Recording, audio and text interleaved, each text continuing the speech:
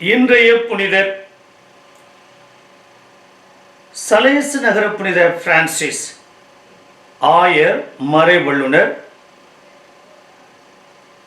1567 1622 வரையில் வாழ்ந்தவர்.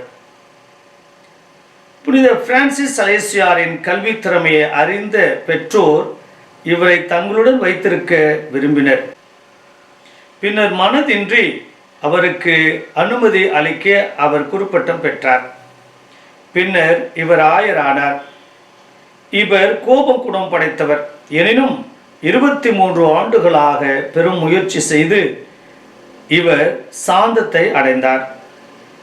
எப்பொழுதும் அடக்கம் ஒடுக்கமாக இருப்பவர்.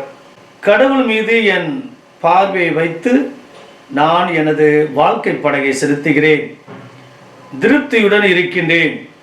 உலகம் தலைகீழாக புரண்டாலும் நான் பயப்பட தேவையில்லை.